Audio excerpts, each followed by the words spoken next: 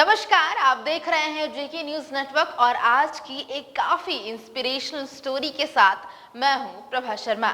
और ये कहानी है उसकी जिन्हें समाज ने उस कम्युनिटी में शामिल कर दिया है जिन्हें सिर्फ दूसरों की खुशियों में शामिल होने और ताली बजाने का ही हक है। न उनके दुखों में कोई शामिल होना चाहता है, न ही उसे समाज का एक हिस्सा माना जाता है।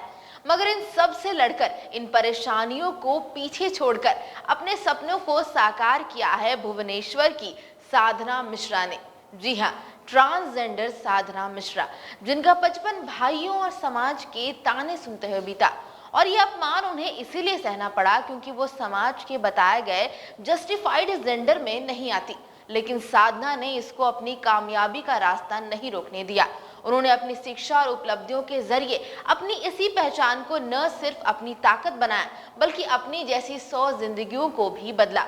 और यही कारण है कि आज उड़ीसा की ट्रांसजेंडर सरकारी नौकरी और बिजनेस समेत विभिन्न क्षेत्रों में काम कर रही हैं।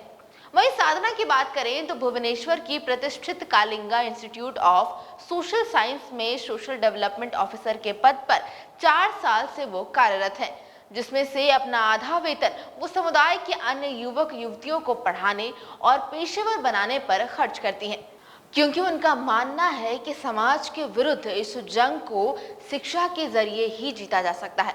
लेकिन सम्मान पाने का साधना का ये सफर इतना भी आसान नहीं था। दरअसल साधना उड़ीसा के एक छोटे से गांव की रहने वाली है, जहां 2 भाई और 2 बहनों के साथ बड़ी हुई है। साधना का बचपन आम बच्चों की तरह खेलकूद या स्कूल में मस्ती करते हुए नहीं बीता। घर से लेकर मोहल्ले तक उन्होंने अपमान सहा। हाँ, बहनों और पिता का साथ जरूर मिला। उनसे ज्यादा जुड़ाव साधना को हमेशा आगे बढ़ने के लिए प्रेरित करता रहा। मगर साल 2004 में पिता के गुजरने के बाद साधना ने ठाना कि वे खुद को इस काबिल बनाएंगी कि लोगों की सोच बदल जाए। वो खुद को ताली बजाते हुए पैसे मांगने तक सीमित नहीं रखना चाहती थी। इसीलिए पहले उन्होंने मास्टर ऑफ सोशल वर्क के साथ MBA में नियमित रूप से पढ़ाई की।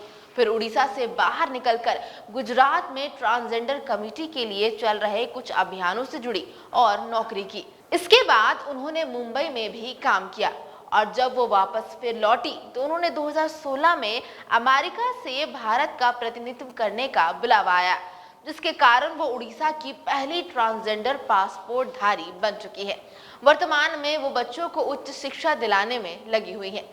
साधना बताती हैं कि बचपन में जो भाई उन्हें पसंद नहीं करते थे, वो आज गर्व से मुझसे अपना जुड़ाव बताते हैं।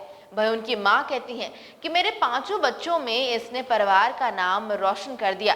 साधना को खुशी है कि अब उनके जेंडर से ज्यादा उनके काम व समाज के प्रति योगदान के लिए उन्हें जाना जाता है।